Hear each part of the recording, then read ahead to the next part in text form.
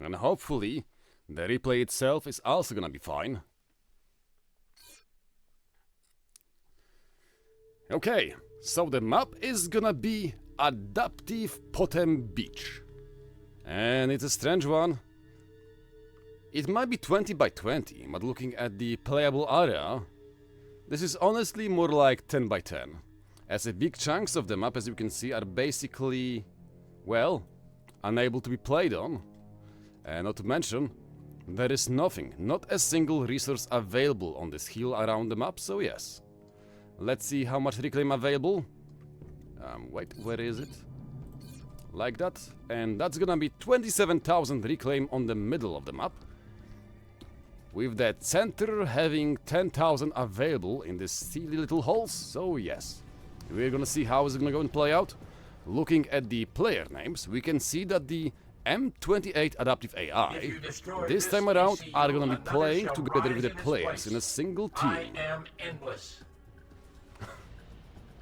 So, Shun Avlete gonna be playing Seraphim. Jessica, the other M28 AI, gonna be playing with the Aeon, and she's going for a sneaky first bomber. Other than that, let's see. Blindchick, he's gonna go for a Land Factory, playing Seraphim. Chap, gonna be playing with the UEF. The team captain, Mr. Nuggets, gonna be playing UEF in white color. And last but not least, we're gonna have Deli opting for the Cybran. But let's see, what is the bomber gonna do? As we can see, it is going for the engineers belonging to Blindchick. A bomb has been fired, but it's gonna go and fly over the heads of the engineers. Let's see what is the game plan. Oh, that is some beautiful micro happening here.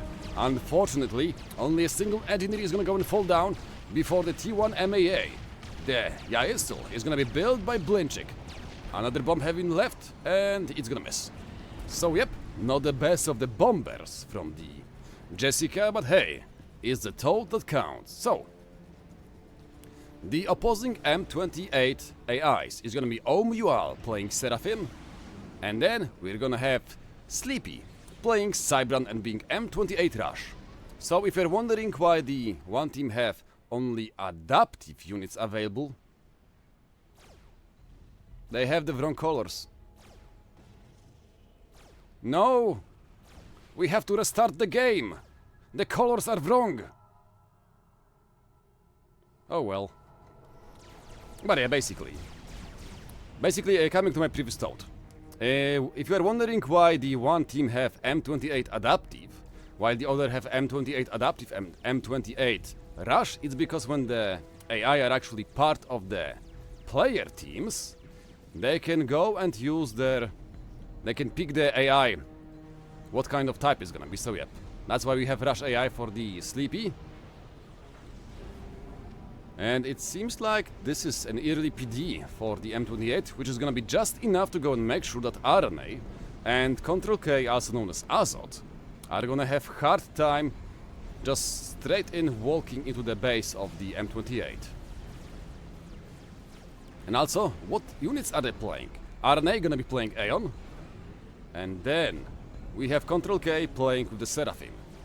The other players are gonna be Bully Dozernub playing with Yellow UEF, and then Popiska playing once again Cybran in his Bloody Red. Let's see, how are the players supposed to play this game? Yep, it seems like they're opting for the same choices, sending two ACUs versus the M28 players to go and try to secure map control before the enemy human players can go and join with them. And yep, the T1 PD is gonna be no more, as Control K and Endranii gonna go and destroy it in no time.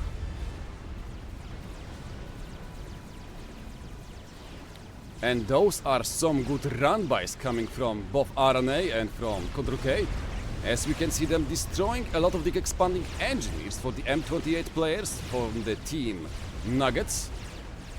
So that's very nice to go and see. Although they're gonna get shot down by the ACU belonging to them. But the problem is that the sleepy M28 AI keeps on building T1 PDs to go and stop the push from the players of Endranii and Control K.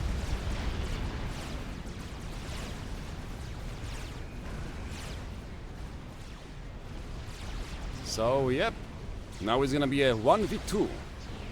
But it seems like Endranii and Control K are not willing to go and take this fight for now. Falling back a little bit more. Meanwhile, on the left flank, it seems like Blinchik and Chap are pushing way harder. But the problem is that they're actually playing kind of split. With one of the M28 players, Jessica, just flanking them from the other side. Which is gonna be quite bad. We also have quite fast frigate rush coming from Popiska, which is very interesting to see, but fortunately, it seems like Delhi is gonna go and respond in kind with his own frigate, meaning that the shoreline mexes from Blinchik are actually gonna be safe. Which is nice to see, that the teams are actually protecting the flanks of the other teammates. We're gonna have a fast gun upgrade coming up from Bully Desert Noob, as Popiska is also gonna go and help him out.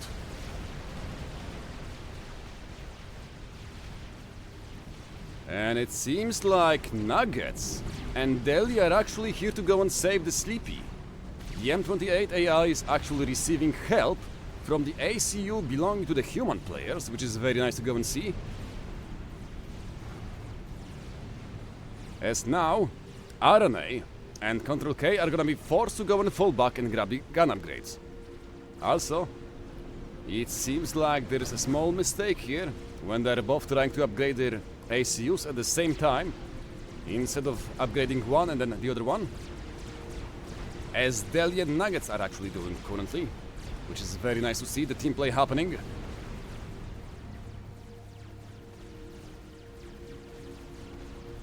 And yeah, it seems like the team Nuggets is actually doing a little bit better for now when it comes to the map control.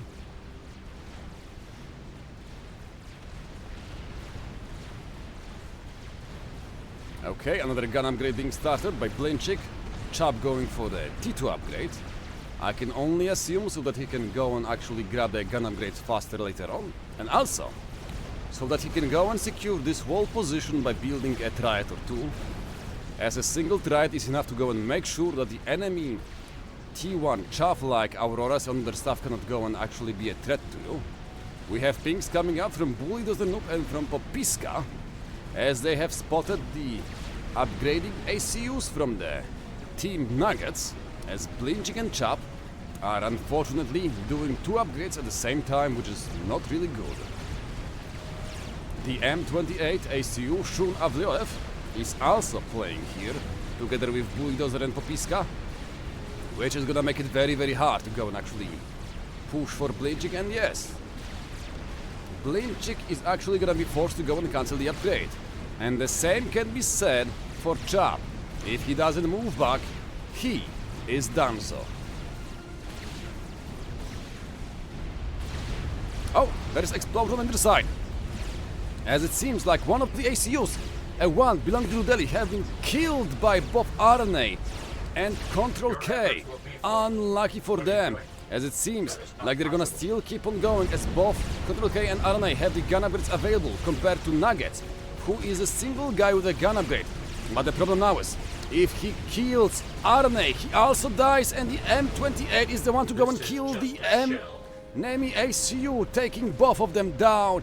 And also, because of the friendly explosion from the ACU belonging to Nuggets, Mr. Sleepy is also gonna go and die. 3 ACUs for the price of 1. That's what we call a promotion. So let's see what is happening back on the bottom part. Okay, Bully and Popiska are not stopping. Chap is still trying to go and grab the upgrade on his gun ACU. But unfortunately for him, he is so slow it might be really hard to do. At the same time, it seems like the middle is undefended.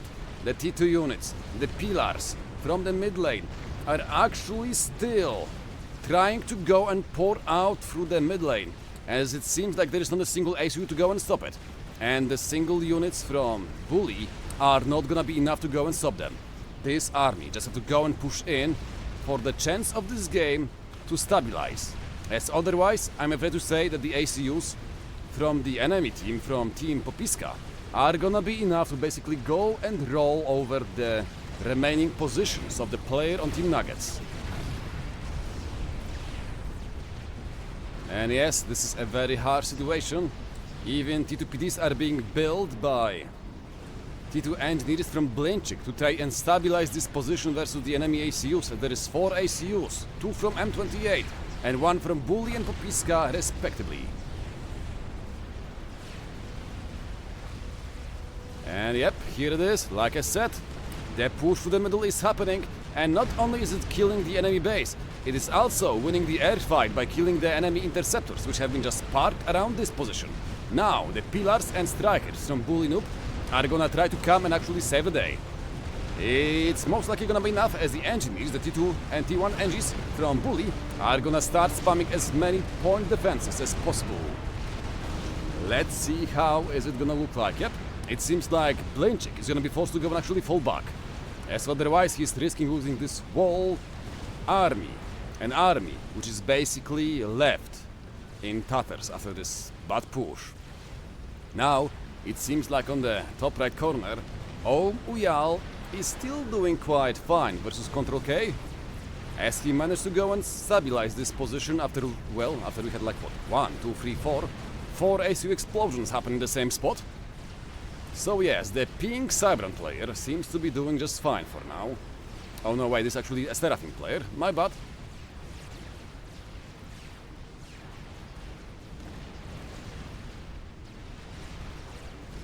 And let's see what is happening. Okay, it seems like Popiska is already on the T2 naval stage.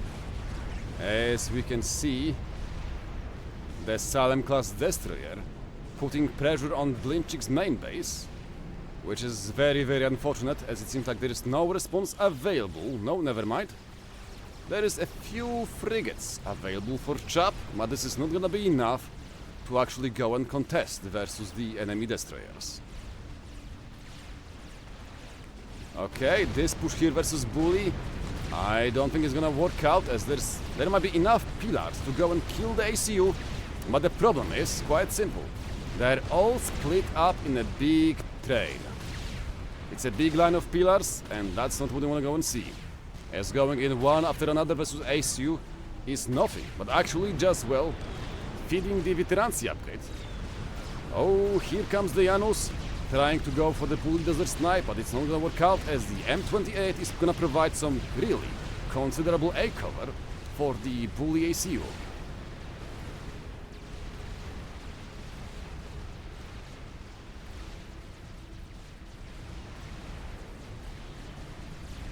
Okay, seems like Control K is not gonna push the base belonging to Uyal, the pink Seraphim player, as he is more or less just content grabbing the upgrades on his own mexes versus pushing versus the opponent. Okay, here comes the push once again from Blinchik to the middle. There is some pillar tanks available for Bulldozer to go and intercept that. And let's see if they're gonna go. Nope. Both players are not willing to dance at the moment. And surprisingly, it seems like even though after all these deaths, the game is more or less even. As we can see, the map is split nearly in half, and the same can be said about the economy. T2 HQ finished for Chap, meaning he can actually start supporting the Blinchik on the left side versus the Salems, which are unfortunately proving to be quite dangerous for the base belonging to Blinchik.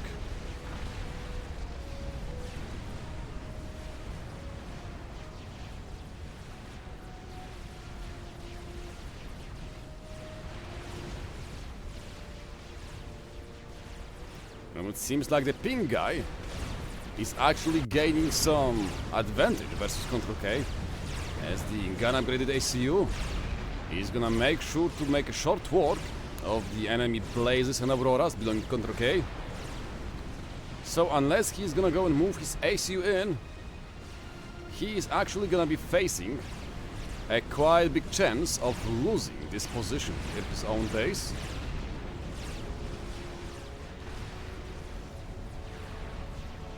Okay, Blinching throwing whatever he have remaining versus the enemy Salems.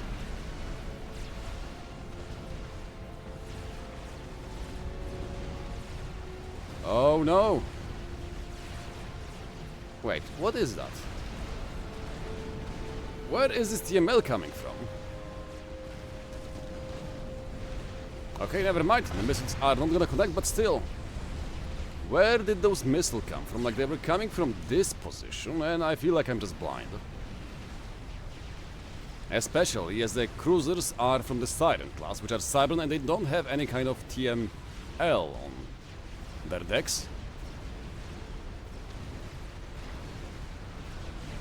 But yeah, it seems like the Team Popiska is going all in on the naval factories and stuff, just trying to go and choke down the Team Nuggets by using the artillery on the destroyers, which I guess is honestly a valid choice, seeing how the topside team have no proper response to that. They're only trying to go and build some Phobos and Zeus to go and deal with them, which is unfortunately not gonna work out, as the PDs and the fire bases belonging to Blinchik are getting eradicated one after another.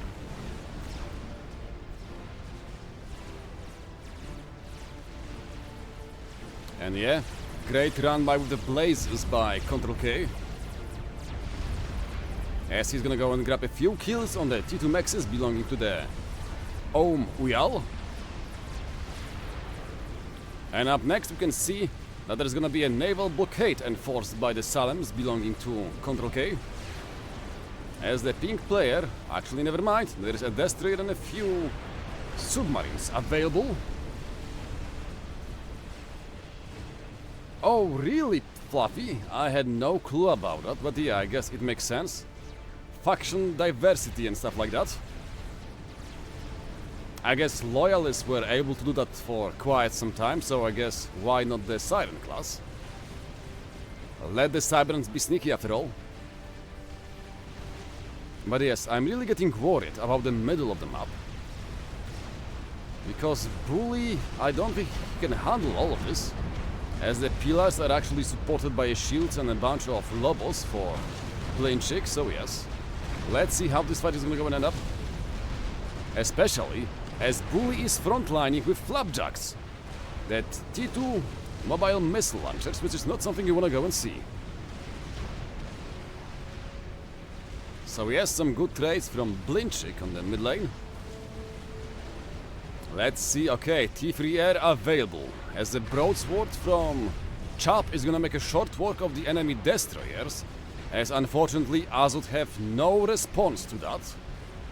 He is pinging furiously to see if the units are gonna, if anyone, have some kind of interceptors, ASF available or not. It seems like no one have available thing like that. Bully is going for the T3 HQ upgrade. Control K is, well, still on the T2, as he went for the naval factories. And that's it for the Popiska team players. Meaning that Chap here, with his T3 airplay, might be actually the one to win this. Oh boy, it seems like they just lost all the Maxes in their main base. What the heck?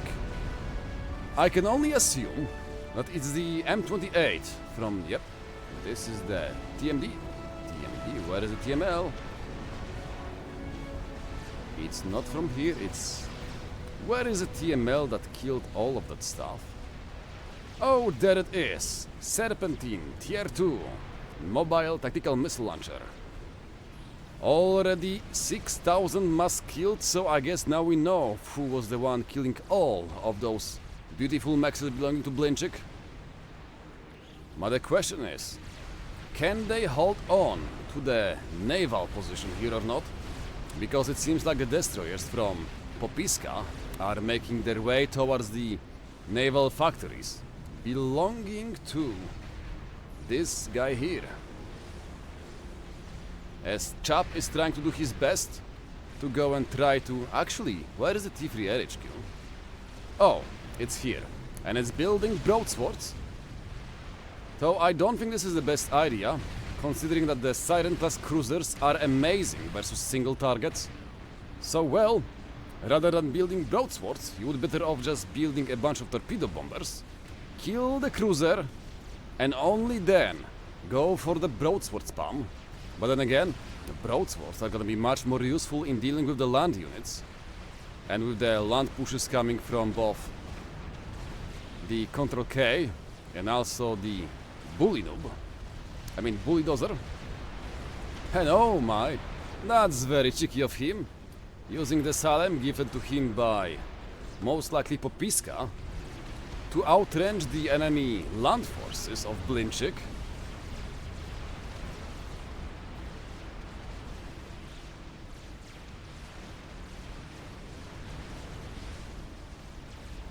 And yes, it seems like Control K is actually starting to lose his base, as the TMDs are getting shot down one after another, as there is a bunch of Vipers and other Itziha mobile missile launchers just wailing away at the main base of Control K. Although I just wish that these rocket bots would move a little bit close to the right flank so that we can actually properly shoot instead of lobbing rockets at this cliff all the time. As there is no terraforming in this game, which is unlucky for them, okay? Bulldozer Noob using his ACU to go and deter the middle push from Blinchik. But the problem is, he doesn't really have flak available here. Only 3 units available, meaning that the broadsword from Chap could actually just go and swoop in, kill the flak, and then snipe the bully ACU. No, never mind. The broadswords are actually gonna go for the T3 power gens belonging to Control K, who is trying to go and beat the one building the air units, but it is too late. The T3 pigeon is gone, but fortunately, good micro reclaim is gonna mean that the explosion is not gonna happen, just in time to go and save the engineers and others. So unfortunately, it seems like... okay, never mind. He didn't reclaim it. He is still gonna have it halfway done. But the problem is, the base here is dying. He might be trying to build more and more TMDs, but yeah, this is not gonna end up well. On the top left corner, we can see that Chap is getting pushed deeper and deeper into his own defenses. He is still trying to go and stay alive here, but without torpedo bombers, I'm afraid to say he is not gonna make it. Thankfully, it seems like the Uyal M20 ally is gonna go and send in some units as reinforcements. But yeah, this is not gonna work out. As we can see, there is as much more red dots available on the map for Popiska, as he have still 4 destroyers available and 2 cruisers going up versus not a single destroyer for Team Chap, as the only thing they're building right now is the frigates. That's all they're spamming. And another problem is that Blinchik is also getting pushed back by Bulldozer Noob. He is slowly but surely making his way towards Blinchik's base. As we can see him being supported by the Salem, who already have 4,000 mass killed in land units. But this push here is not gonna fizzle out anytime soon. And with the Percivals also starting to join the field, it seems like Blinchik is really teetering on the brink of destruction, as his T2 HQ is the last thing keeping him in game here. Let's see what is the situation on the north. Yep, not looking good. Chap is basically only wasting his mass by trying to go and stop the push from Popiska, as the red destroyers and ships are just decimating anything that Mr. Chap can build. Just look at this naval factory. It is never gonna finish building another ship in this position. It is over for the naval side here. And with the land also crumbling like that, beneath the push from Bully Noob, it seems like this might be it for the team Nugget in this game.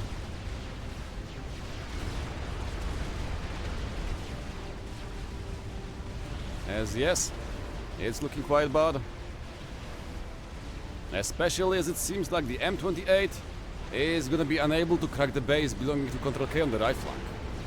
So yeah, the right flank is still a stalemate, while the left flank is scrambling on all sides.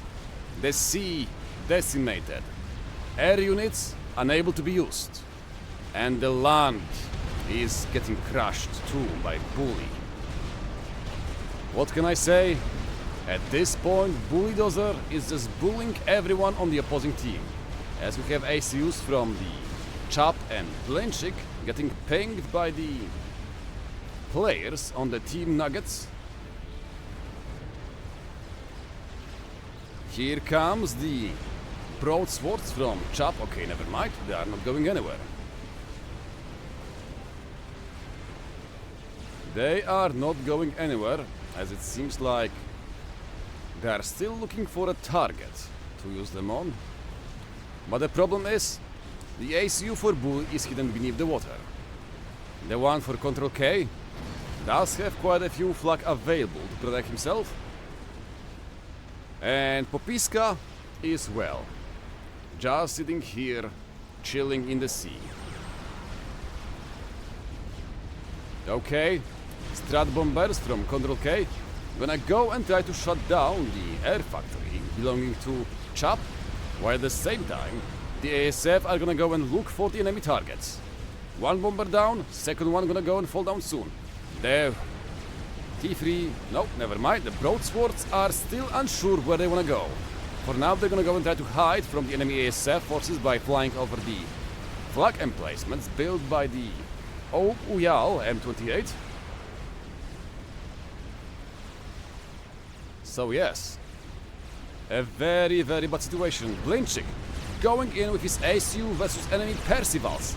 That's not gonna end up quite well for him, I assume, as his ACU might get a quite good overcharge here, or even a good few overcharges, but the Percivals are just too much for him to deal with, as the ACU is gonna go and explode in a beautiful thermonuclear explosion, as Bulldozer Noob is not stopping the push.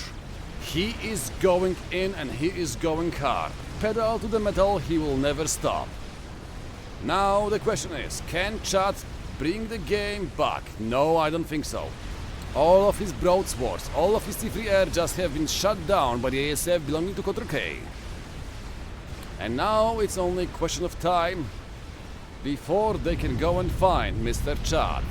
As Chap is gonna say, nope, GG, I'm going out and let's go for the game number 2. As Nuggets, Frights, Hihi and GG in the chat.